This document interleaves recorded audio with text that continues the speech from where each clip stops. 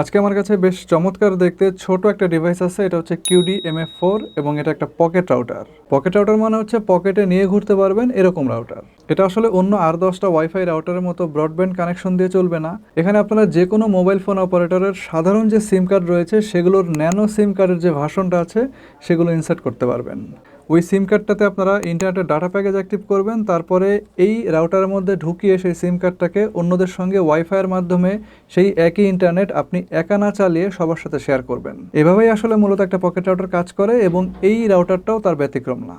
আর সবচেয়ে বড় কথা হচ্ছে এই রাউটারের দাম অনলি 3500 টাকা, যেটা কিনা আমার কাছে এই একই স্ট্যান্ডার্ডের অন্যান্য যে কোনো পকেট রাউটারের তুলনায় বেশ রিজনেবল মনে হয়েছে। সো ডিভাইসটা কি শুধুই রিজনেবল নাকি এর ভিতরেও কিছু আছে? একটা পকেট রাউটার আমাদের জীবনে আসলে কতটুকু গুরুত্ব বহন করে, আদৌ কোনো গুরুত্ব আছে কিনা, আর আসলে যদি কোনো গুরুত্ব থেকে থাকে তাহলে সেগুলো কি কি এবং এই ডিভাইসটা আসলে কাদের লাগবে, তো এই পুরো ব্যাপারটা আমি আজকের ভিডিওর মাধ্যমে ব্যাখ্যা করার চেষ্টা করব। পুরো ভিডিও জুড়ে আমি মাঝারুল ইসলাম থাকছি আপনাদের সাথে, আর আপনারা দেখছেন total solution plus the ultimate tech solution.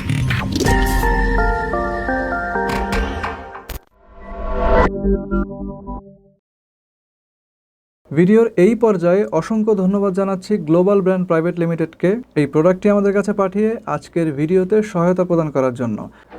Packet খুললেই পকেট রাউটার, দেন একটা ব্যাটারি পাবেন। এটা 2000 মিলিঅ্যাম্পিয়ারের একটা লিথিয়াম আয়ন ব্যাটারি। তার সাথে ডিভাইসটাকে চার্জ করার জন্য একটা মাইক্রো ইউএসবি কেবল থাকবে। এই ডিভাইসের কোনো সেটিং যদি আপনারা পিসির সাহায্যে পরিবর্তন করতে চান অথবা ল্যাপটপের সাহায্যে পরিবর্তন করতে চান তাহলে সেক্ষেত্রে আপনাদের এই কেবলটা কাজে লাগবে। আরও থাকবে একটা ম্যানুয়াল বুক। রাউটারের সাইজটা হয়তো খুব সহজে আপনারা অনুমান করতে পারতেছেন, একেবারে ছোট টাইনি একটা রাউটার, এবং রাউটারটা বেশ স্লিম। তারপরেও একদম স্পেসিফিকভাবে যদি বলি তাহলে ডিভাইসটির দৈর্ঘ্য 3.8 ইঞ্চি, প্রস্থ হচ্ছে 2.4 ইঞ্চি, আর এটার পুরুত্ব হচ্ছে প্রায় 1/2 ইঞ্চির মতো। ওজনটা 100 গ্রামের নিচে আছে, যদি এক্স্যাক্টলি বলতে চাই তাহলে সেটা হচ্ছে 92 গ্রাম। ডিভাইসের কালারটা একেবারে ব্ল্যাক, উপরের দিকটাতে ম্যাট এবং গ্লোসি কম্বিনেশনের মোটামুটি চোখে পড়ার মতো একটা ডিজাইন রয়েছে, সেই সঙ্গে কিউডি ব্র্যান্ডিংটা আপনারা দেখতে পাচ্ছেন। আর ব্যাক পার্ট সম্পূর্ণভাবে ম্যাট। 3টা লাইট ইন্ডিকেটর ব্যবহার করা হয়েছে এই রাউটারে, আর সাইডের দিকে 2টা বাটন রয়েছে, একটা পাওয়ার বাটন আর একটা WPS। আর পিছনের ব্যাক কাভারটা খুললে আরও একটা বাটন পাবেন, সেটা হচ্ছে ডিভাইসটাকে রিসেট করার জন্য, অর্থাৎ রিসেট বাটন।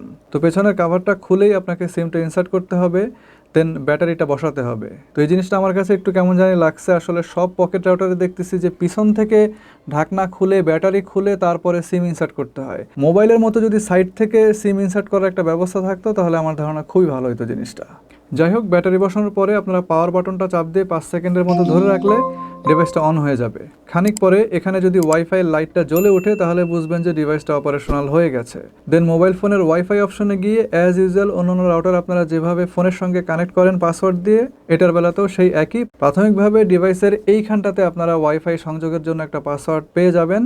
আপনি চাইলে এটা ফার্মার থেকে চেঞ্জ করে নিতে পারবেন। তো ফার্মারে ঢোকার সিস্টেমটা হচ্ছে আপনার বক্সের সঙ্গে যে কেবলটা দেওয়া আছে সেটা এই রাউটারের এই যে পোর্টটা দেওয়া আছে এখানে, এই পোর্টের সাহায্যে আপনার ল্যাপটপ বা ডেস্কটপের যে ইউএসবি পোর্ট সেই ইউএসবি পোর্টের মাধ্যমে কানেক্টেড করবেন, এবং তার আগে অবশ্যই ডিভাইসটাকে অন করে নেবেন। দেন যে কোনো ব্রাউজারে গিয়ে আপনারা অ্যাড্রেস বারে 192.168.10.1 টাইপ করে এন্টার দিলে অ্যাডমিন পাসওয়ার্ডের জায়গা চলে আসবে। দেন রাউটারের ডিফল্ট আইডি পাসওয়ার্ড অ্যাডমিন লিখে এর ফার্মারে আপনারা প্রবেশ করতে পারবেন। আপনারা চাইলে রাউটারটাকে 4G মডেম হিসাবে আপনাদের পিসি অথবা অর্থাৎ ডেস্কটপ অথবা ল্যাপটপে আপনারা এটা ইউজ করতে পারবেন ডিরেক্টলি, এবং সেই সঙ্গে একই সাথে অন্যদের সঙ্গে ওয়াইফাইয়ের মাধ্যমে ইন্টারনেটটাও শেয়ার করতে পারবেন। আর এটার ওয়াইফাই মেনুতে গেলে 1 থেকে 13 পর্যন্ত চ্যানেল নাম্বার আপনারা দেখতে পাবেন। বাই ডিফল্ট এটার নন ওভারল্যাপিং চ্যানেল 6 সিলেক্ট করা থাকবে। আপনি চাইলে আপনার নিজের মতো করে চ্যানেলটা ঠিক করে রাখতে পারবেন। এখান থেকে ম্যাক্সিমাম ক্লায়েন্ট নাম্বার চেঞ্জ করার অপশনটা পেয়ে যাবেন। এখানে দেখেন ডিফল্ট 10 দেওয়া আছে, আপনি এখান থেকে ক্লায়েন্ট সংখ্যা 10-এর নিচে সেট করতে পারবেন কিন্তু 10-এর উপরে সেট করতে পারবেন না। ওয়াইফাইয়ের পাসওয়ার্ড একদম নিচের এই জায়গা থেকে আপনারা চেঞ্জ করতে পারবেন। ম্যাক অ্যাড্রেস ফিল্টার করার অপশনটাও কিন্তু আপনারা এই ফার্মারের মধ্যে পেয়ে যাবেন। তো ফার্মারের এই সম্পূর্ণ কাজটা আপনারা চাইলে আপনাদের ফোন দিয়েও করতে পারবেন, মোবাইল ফোন দিয়ে করতে পারবেন। সেক্ষেত্রে ব্রাউজারে গিয়ে একই কাজই করতে হবে, শুধু পার্থক্য হচ্ছে ইউএসবির বদলে আপনারা আপনাদের মোবাইল ফোনের সাথে এই ডিভাইসটাকে ওয়াইফাইয়ের মাধ্যমে কানেক্টেড করে নেবেন কনফিগার করার শুরুতে। তো এই রাউটারে একদম মূল চিপসেট হিসাবে ইউজ করা হয়েছে কোয়ালকমের একটা চিপসেট, আর নেটওয়ার্ক চিপসেট হচ্ছে এটা রিয়েলটেকের।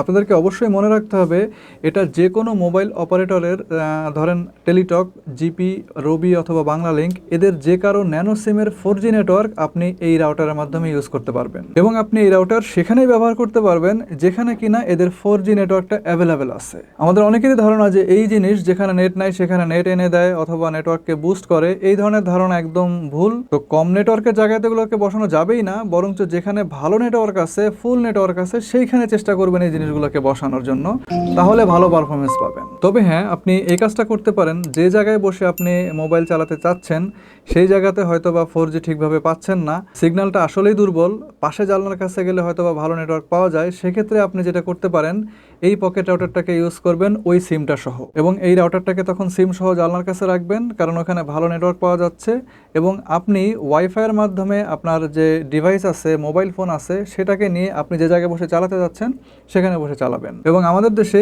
এটাই হচ্ছে পকেট রাউটারের সবচাইতে পপুলার ইউজ। এছাড়াও আপনারা যখন কয়েকজন মিলে কোথাও ঘুরতে যাবেন, সবাই তখন একসঙ্গে এই ডিভাইসের মাধ্যমে সহজে ইন্টারনেট চালাতে পারবেন। এছাড়াও আপনি চাচ্ছেন যে এরিয়াতে আপনি আছেন সেখানে কয়েকটা মোবাইল ফোন সহ আইপি ক্যামেরা ইউজ করবেন, তখন আপনি চাইলে এই রাউটারটা ব্যবহার করে সিমের ডাটা আপনি ওই সকল ডিভাইসের সঙ্গে শেয়ার করতে পারবেন। যাই হোক, আপনার সিম অপারেটর আপনাকে যে ব্যান্ডউইথ দেবে 4G-তে, সেই ব্যান্ডউইথের সাথে এই ডিভাইসটা কানেক্টেড থাকবে, আর আপনাদের বাসার যে ডিভাইসগুলো সেগুলো এই রাউটারের 2.4 GHz ফ্রিকোয়েন্সির সঙ্গে কানেক্টেড থাকবে, এবং সেখানে ব্যান্ডউইথ হিসাবে আপনারা পাবেন 150 Mbps, এবং এখানে বাই ডিফল্ট চ্যানেল উইথ থাকবে 20 MHz। আর আমি মনে করি যদি 150 Mbps এর মধ্যে আপনি থ্রুপুট হিসাবে 40 থেকে 50 Mbps-ও পান, অফকোর্স যেটা একটু পরে আমি দেখাই দিব আপনাদেরকে, তাহলে অন্তত পক্ষে 5-6টা ডিভাইস আপনারা ইজিলি অপারেট করতে পারবেন। তো কিউডির অফিসিয়াল ক্লেম হচ্ছে এই রাউটারের সঙ্গে আপনারা একসঙ্গে 10টা ডিভাইস চালাতে পারবেন। বাট আমাদের 4G-র যে অবস্থা, এক এক জায়গায় এক এক রকম speed pi, rest of the world যা পায় আমরা 4G-তে পাই তার অর্ধেক। তো এর অবশ্য ন্যায্য অনেক অনেকগুলো কারণ আছে, বাট আপনি যদি 4G থেকে মোটামুটি ভালো মানের একটা স্পিড পান, আমি মনে করি এই ডিভাইসটা থেকে 10 জন না হোক অন্তত পক্ষে 5-6 জন আরামসে চালাতে পারবেন। এবার মোটামুটি ভালো নেটওয়ার্ক পাওয়া যাচ্ছে সেরকম একটা জায়গায় পকেট রাউটারটাকে রেখে রাউটার থেকে মোটামুটি 10 ফিট দূরত্ব থেকে আমরা থ্রুপুটটা টেস্ট করব। মোবাইলে দেখেন কানেকশন স্পিডটা শো করতেছে 150 Mbps। অবশ্য সেটা করতেই পারে, তবে দেখার বিষয় হচ্ছে 150 Mbps এর কতখানি থ্রুপুট আমরা পাচ্ছি আসলে।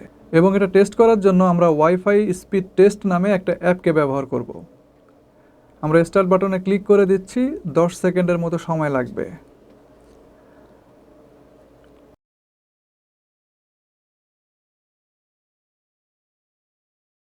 আমাদের রেজাল্ট দেখেন চলে আসছে, 50 Mbps এর চাইতে কিছুটা বেশি আমরা এখানে থ্রুপুট পেয়েছি। পকেট রাউটার টু ডিভাইস এর মধ্যকার যে পিং সেটা হচ্ছে 3 ms। আমাদের টেস্টের যে রেজাল্টটা আসছে সেটা ডিভাইস টু ডিভাইস ভেরি করতে পারে, এটা এনভায়রনমেন্টের কারণে ভেরি করতে পারে। যাই হোক, আপনারা যেখানেই টেস্ট করেন না কেন মোটামুটি এরকমই একটা থ্রুপুট আপনারা পেয়ে যাবেন। তো ওদের ওয়েবসাইটে যদি আপনারা যান, মোটামুটি 7 ঘন্টার মতো একটা অপারেশনাল টাইম আপনারা দেখতে পাবেন, ওখানে লেখা আছে। বাট এই জিনিসটা 7 ঘন্টা থাকবে না যদি আপনাদের সিমে নেটওয়ার্ক ফ্ল্যাকচুয়েশন করে, অর্থাৎ আপনারা যেখানে আছেন সেখানে খুব বেশি পরিমাণের নেটওয়ার্ক ওঠানামা করতেছে, 4G প্লাস আসতেছে, 4G চলে যাচ্ছে, নেটওয়ার্কটা আপ ডাউন করতেছে, এরকম যদি হয় তাহলে ডিভাইসটা গরম হয়ে যাওয়ার সম্ভাবনা আছে। এবং আপনারা যদি কোনো গরম এনভায়রনমেন্টেও যদি এই ডিভাইসটাকে রাখেন তাহলেও দেখবেন যে খুব দ্রুত চার্জটা ড্রেন হয়ে যাচ্ছে। সেক্ষেত্রে 7 ঘন্টা হয়তো আপনারা পাবেন না, যেমনটা আমি পাইছি মোটামুটি 5.5 ঘন্টার মতো একটা ব্যাকআপ আপনারা এখান থেকে পেয়ে যাবেন। আর রেঞ্জের কথা যদি বলি, নট ব্যাড। আপনারা মোটামুটি 700 থেকে 750 বা 800 স্কোয়ার ফিটের মতো এরিয়া এই রাউটারের সাহায্যে অনায়াসে কাভার দিতে পারবেন। তবে অবশ্য পকেট রাউটারের কাজ কিন্তু আসলে এরিয়া কাভার দেওয়া না, আপনারা যারা গোল করে হয়তো মিটিং করতেছেন সেখানে এই পকেট রাউটারটা থাকবে। অর্থাৎ ধরেন যে 100 স্কোয়ার ফিট যদি কাভার দেয় তাহলে কিন্তু এনাফ হয়ে যায়। সেই হিসাব যদি করি তাহলে খুব ভালোই একটা রেঞ্জ পাওয়া গেছে এই রাউটারের কাছ থেকে, এবং নেটওয়ার্কের যে স্টেবিলিটি সেটাও কিন্তু ভালোই ছিল, খুব বেশি একটা ওঠানামা আমরা পাই নাই। তবে ওই যে বললাম, আপনাকে অবশ্যই মোটামুটি মানের 4G চলতেছে এরকম একটা জায়গায় এই রাউটারটা সিম সহ প্লেস করতে হবে, দেন আপনি একটা ভালো ওয়াইফাই স্পিড এনজয় করতে পারবেন। এখন মোবাইল হটস্পট দিয়েও আপনি কিন্তু সিমিলার কাইন্ড অফ অ্যাক্টিভিটি করতে পারবেন। তাহলে মোবাইলের ওই অপশনটা ব্যবহার না করে কেন আমি এই রাউটারটাকে ব্যবহার করব? প্রথমত, mobile hotspot can B a solution for only husband and wife in a room, not more than that. তাও আবার ওই ধরনের ইউজের ক্ষেত্রে যে একেবারে কোনো সমস্যা নাই তাও কিন্তু না। এভাবে ইন্টারনেট অন্যের সঙ্গে শেয়ার করলে আপনার ব্যাটারিটা খুব দ্রুত ড্রেনিং হবে এবং আপনার ফোনটা গরম হয়ে যাবে। এই গরম হওয়াটা আবার ফার্দার ড্রেনিংটাকে আরও বাড়ায় দিবে। সেকেন্ডলি, আপনি মোবাইল ফোনের মাধ্যমে অন্যকে যে হটস্পট দিচ্ছেন এমনটা না, আপনি নিজেও কিন্তু সেটা চালাচ্ছেন। এমত অবস্থায় আপনার মোবাইল ফোনের নেটওয়ার্কের অপারেশনাল যে পারফরমেন্স সেটা কিন্তু ডেফিনেটলি ডিক্রিজ করবে। আপনি যদি এই ব্যাটারি ড্রেনিং হয়ে যাওয়া, মোবাইল গরম হয়ে যাওয়া, পারফরমেন্স ডিক্রিজ করে যাওয়া এগুলোকেও বাদ দিয়েও যদি চিন্তা করেন, তাও আপনি দেখবেন যে সর্বোচ্চ 2 থেকে 3 জনের বেশি কিন্তু আপনি মোবাইল হটস্পট দিয়ে অপারেশন করতে পারতেছেন না। আর এই ডিভাইসটা অথবা এই ধরনের যেসব ডিভাইসগুলো আছে মার্কেটে কিনতে পাওয়া যায়, এগুলো কিন্তু মোটামুটি 5-6 জনকে অনায়াসে হ্যান্ডেল করতে পারে। এছাড়াও আপনি যদি ঠান্ডা মাথায় একটু চিন্তা করেন, যে একদম নর্মালি চিন্তা করেন যে আপনি হটস্পট দিয়ে মানুষকে লাইন দিতেছেন, আপনার কিন্তু চলাফেরায় এক ধরনের রেস্ট্রিকশন চলে আসবে। আপনি কিন্তু ওখান থেকে হঠাৎ করে উঠে চলে যেতে পারবেন না, অথবা ফোনটাকে ওখানে রেখে যেতে হবে তাইলে। তো এই ক্ষেত্রে আপনার মুভমেন্টেও কিন্তু একটা সমস্যা তৈরি হয়ে যাইতেছে, যার ফলে আসলে এই জিনিসগুলোর বিকল্প আসলে কখনোই হটস্পট হয় না। তারপরে আপনার কাছে যদি মনে হয় যে মোবাইল হটস্পটটাই ভালো, ওইটার পারফরমেন্সটাই ভালো, আপনি তাহলে চালাই দেখতে পারেন। 4-5 জন মিলে চালাবেন, 10 মিনিট ধরে চালাবেন, আপনি নিজেও ইউজ করবেন। তারপরে যদি আপনার কাছে মনে হয় যে আপনি আপনার মোবাইল ফোনের প্রতি সুবিচার করতেছেন, তাইলে আমার আর কিছু বলার নাই, তাহলে আপনি হটস্পট দিয়ে চালান। আর যদি মনে হয় না আপনি আপনার মোবাইলের প্রতি অবিচার করতেছেন, তাহলে আপনি এই ডিভাইসটার কথা মাথায় রাখতে পারেন।